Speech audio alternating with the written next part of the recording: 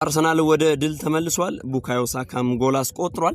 ዴቪድ ራያ ጎሉን ሳያስደፍር በክሊን ሺት መውጣት የቻለበት አጋጣሚ ተፈጥሯል። 14ኛው ሳምንት የእንግሊዝ ፕሪሚየር ሊግ መገለጫ ከሆኑ የአርሰናል ጨዋታ መካከል አንደኛው ይሄኛው ስሜት ነው። ሰላም ክቡራን፣ እንዴት አምሽታችኋል? ቤስት ስፖርትን እየተከታተላችሁ ትገኛላችሁ። አብራችሁን ስለሆናችሁ ስለምትከተሉን ቤተሰብ ስለሆናችሁ ከልብ እናመሰግናለን። የ14ኛው ሳምንት የእንግሊዝ ፕሪሚየር ሊግ የአርሰናልና የብሬንፎርድን ጨዋታ አስታከን አንድ ሁለት ጉዳዮችን ለማንሳት ወደድን። አርሰናል እንግዲህ በሳምንቱ መጨረሻ ከቼልሲ ጋር አቻ ውጤቱን ከጨረሰ በኋላ ዛሬ ወደ አሸናፊነት መጥቷል። በለንደን በኤምሬትስ ከብሬንፎርድ ጋር የነበረውን ጨዋታ ቡድኑ 2-0 ማሸነፍ ችሏል። ሚካኤል ሜሪኖ የውድድር ዘመኑን 3ኛ የሊግ ጎል እንዲሁም ደግሞ ቡካዮ ሳካ የውድድር ዘመኑን 4ኛ የሊግ ጎል ያስቆጠሩበት አጋጣሚ ሆኖ አልፏል። ጨዋታውም በጠቅላላው 2-0 በአርሰናል አሸናፊነት የተጠናቀቀ ነው የሆነው። አርሰናል በሁሉም ረገድ የተሻለ ቡድን ይመስል ነበር። እርግጥ ነው ከጭንቀት ያልታረቀ ወይም የተጣላ አይነት አልነበረም። አደገኛ የጨዋታ ሂደት ነበረ። ብሬንፎርዶች በጨዋታው በአንዳንድ አጋጣሚዎች ገዝፈው የታዩበት ጊዜያቶች ነበሩ። ያም ቢሆን ግን አርሰናል በሚገባ ውጤቱን 3 ነጥቡን አስከብሮ መውጣት የቻለበት አጋጣሚ ተፈጥሯል። ሜሪኖ በውድድር ዘመኑ 20ኛው ጨዋታ ላይ የ7 የጎል ድርሻ ላይ ደርሷል። ወይም ተሳትፎ 5 ጎል አስቆጥሮ 2 ኳስ አመሻሽቶ አቀብሏል። በሊጉ ደግሞ 3ኛ ጎሉ ሆኖ ተመዝግቦለታል። በተመሳሳይ ቡካዮ ሳካ ሰንደርላንድ ላይ ጎል ካስቆጠረ በኋላ የቶትናም እና የቼልሲ ትልልቆቹ የደርቢ ጨዋታዎች በጎል ላይ ተሳትፎ የነበረው አሲስት በማድረግ በቼልሲ ጨዋታ ነበር። ዛሬ ግን ጎል አስቆጥሯል። የጎል ላይን ቴክኖሎጂ ያስፈልገው ነበር ዛሬ ላስቆጠረው ኳስ። ኬለርን ካሸነፈ በኋላ ኳሷ ድጋሚ መረብ ከመድረሷ በፊት ኬለር ኳሷ ላይ ደርሶ ስለነበረ አንዳች መታየት የነበረበት አጋጣሚ ነበር። ያም ቢሆን ግን ቡካዮ ሳካ በመጨረሻም ወደ ጎል አስቆጣሪነቱ መጥቷል። በውድድር ዘመኑም ያስቆጠራቸውን ጎሎች ከፍ ማድረግ የሚችልበት እድል ላይ ተገኝቷል። 4ኛ የሊግ ጎል ሆኖ ተመዝግቧል። 1 ኳስ አመቻችቶ አቀብሏል። በጠቅላላው ደግሞ በዚህ ውድድር ዘመን 10ኛ ጎሉ ሆኖ ተመዝግቦለታል ለቡካዮ ሳካ።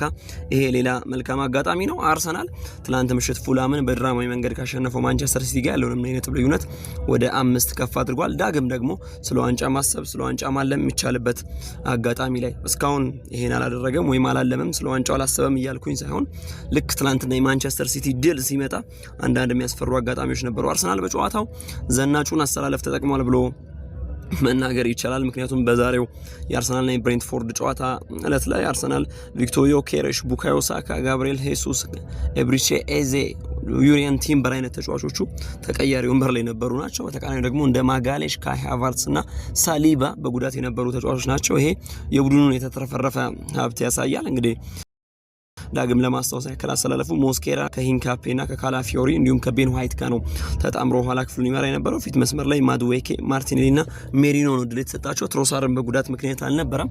አርሰናል እነዚህ ሁሉ ተጫዋቾች እንኳን ተጎድተውበት ከአደገኛ ፊክስቸሮች ነጥብ ይዞ ከመውጣት የሚያግደው አንዳችም ኃይል እንደሌለ በተደጋጋሚ እያስተዋልን ነው። መልካም ያልሆነው ዜና በአርሰናል በኩል ምናልባት ቀድሞ ሞስኬራ ኋላ ላይ ደግሞ ዴክላን ራይስ በጉዳት ወጥተዋል። የጉዳታቸው ጥንካሬ ምን ያክል ከሜዳ ሊያርቃቸው የሚችል ነው የሚለው በራሱ የሚጠበቅ ጉዳይ ሆኖ ሳለ ግን አሁን የተደጋገመው ጉዳት ምንም እንኳን የስኳድ ዴፕዙ አስደናቂ ቢሆንም አሁን ግን ስጋት ውስጥ መግባቱ አይቀርም። ምክንያቱም ቡድኑ ሂንካፔን ከመስመር ተከላካዩ ቲምበር ጋር አጣምሮ ነው በመሃል ተከላካይነት ክፍል ላይ የጨረሰው። ቲምበር እዚህ ቦታ ላይ በመገኘት ለመወጣት የተቸገረበት አንድም አጋጣሚ አላስተዋልን ይሆናል። ግን ደግሞ ጉዳቶች በተደጋገሙ ቁጥር ውድድሮች ስለሚበዙ ቡድኑ ከፊት ለፊታችን ደግሞ የ15ኛ ሳምንት ጨዋታውን ማድረጉ አይቀርም በቀጣዮቹ የቅርብ ቀናት። ስለዚህ ከነዚህ አንፃር አንዳንድ ጉዳቶች አደገኛ ሊሆኑ እንደሚችሉ መናገር ይችላል። ለአርሰናል ቪክቶር ዮኬሬሽ ተቀይሮ መግባቱ ሌላ መልካም አጋጣሚ ነው። እርግጥ በቼልሲ ጨዋታም ተቀይሮ ገብቷል።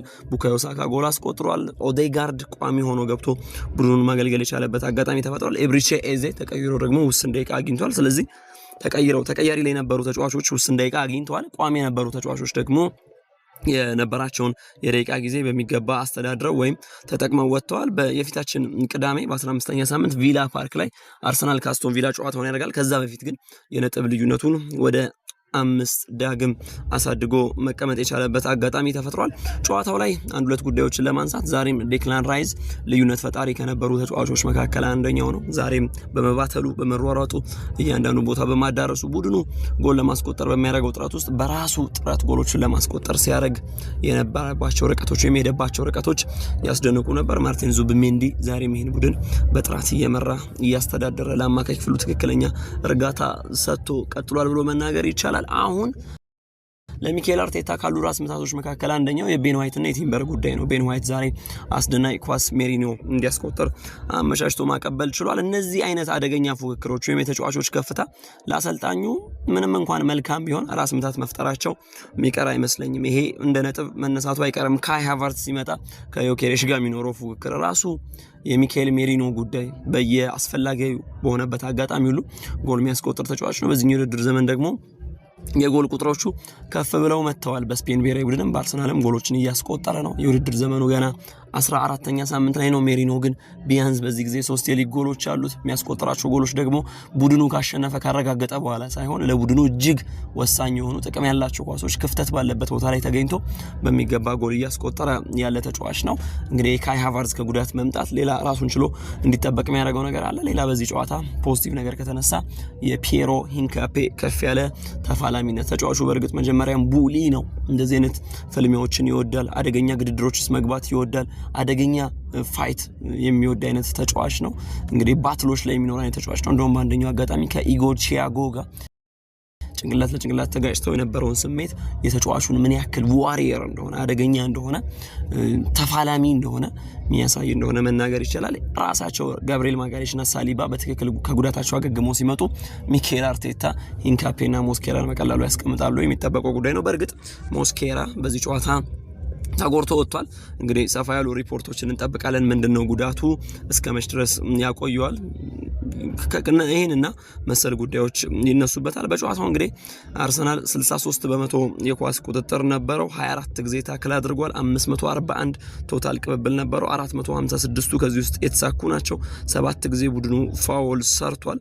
እነዚህ እንግዲህ የበረከቱ ቁጥራዊ መረጃዎች ናቸው። 15 ጊዜ ሹቶች አድርጓል። ወይም ቶታል ሹቱ ወይም በጠቅላላ የሞከረው አርሰናል 15ቱ ናቸው። 4ቱ ብሎክ ተደርጓል። 7ቱ ኢላማቸው ውጭ ነበሩ።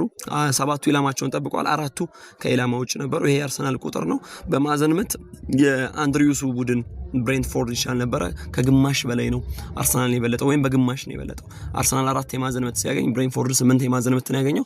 የጋብሪኤል ማጋሌሽና የሳሊባ ለመኖር የአርሰናል የቆሙ ኳስ አጠቃቀም ላይ ክፍተት ፈጥሯል። ግን ቡድኑ አሁን ከኦፕን ፕሌይ ወይም በጨዋታ ሂደት ጎሎችን እያስቆጠረ ነው። ለምሳሌ ዛሬ ሁለቱም ጎሎች ከቆሙ ኳስ የመጡ አይደሉም። ሁለቱም ጎሎች በጨዋታ ውስጥ የመጡ ናቸው። ማጋሌሽን ማጣቱ ቡድኑ የቆመ ኳስ እያስቆጠረ አይሁን እንጂ ግን በዚህኛው መንገድ ደግሞ በጨዋታ የሚደረጉ ጎሎች ቡድኑን ከፍታውን የጨመሩለት ይመስላል። አርሰናል እንግዲህ ባለፉት 5 ጨዋታ ሁለቱን አቻ ወጥቶ 3ቱን አሸንፏል። 33 ነጥብ ሰብስቧል። 10ኛ ድሉ ነው የተመዘገበው። ትናንትና ማንቸስተር ሲቲ 9ኛ ድሉ ነው የተመዘገበው። አርሰናል የሚገርመው እስካሁን አንድ ጨዋታ ብቻ ነው የተሸነፈው። የተቆጠረበት ጎል 7 ብቻ ነው። 27 ጊዜ ጎል ማስቆጠር ችሏል። ከአርሰናል በኋላ ትንሽ ጎል የተቆጠረበት ቡድን የግላስነሩ ቡድን ክሪስታል ፓላስ ነው። 11 ጎሎች የተቆጠረበት። ከዛ ውጭ ግን በርካታ ጎሎች ነው የተቆጠሩት። ለምሳሌ ወልቭስ 29 ጎል የተቆጠረበት ከአርሰናል በአንጻራዊነት በ22 ጎሎች ይበልጣል። ማንቸስተር ሲቲ የተቆጠረበት ጎል 16 ነው። በእርግጥ የትላንትናው ምሽት 4 ጎሎች ከፍ አድርገውበታል። አስቶን ቪላ 14፣ ቼልሲ 14፣ ራሱ ማንቸስተር ዩናይትድ 20 ጎል ነው የተቆጠረበት። ቶትናም 18 ጎል። ከነዚህ አንጻር አርሰናል አሁንም በሁሉም ረገድ የተሻለው ቡድን ስለመሆኑ ጎል በማስቆጠሩ ከማንቸስተር ሲቲ ብቻ ነው የሚያንሰው። የማንቸስተር ሲቲ ትላንትና 5 ጎሎች ግዝፈታቸው እንዳለ ሆኖ 32 ለ27 ናቸው።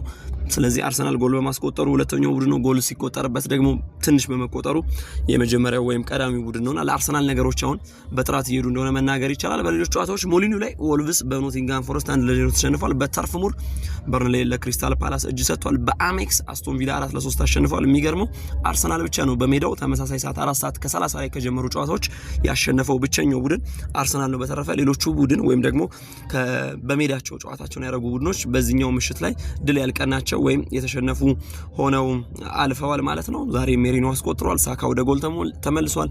አርሰናል በክሊን ሺት መውጣት የሚችልበትን አጋጣሚ አግኝቷል። የ14ኛ ሳምንት የመዝጊያ ጨዋታ ማንቸስተር ዩናይትድ ከዌስትሃም ነገ ምሽት 5 ሰዓት ላይ ይጫወታሉ። አርሰናል ከአስቶን ቪላ ፓርክ ላይ በ15ኛ ሳምንት የሚደረግ ጨዋታ ነው። በዛው ሳምንት ማንቸስተር ሲቲ ከሰንደርላንድ፣ ቦርንማውዝ ከቼልሲ፣ ሊድስ ከሊቨርፑል ከጠባቂዎቹ ተርታ ይመደባል።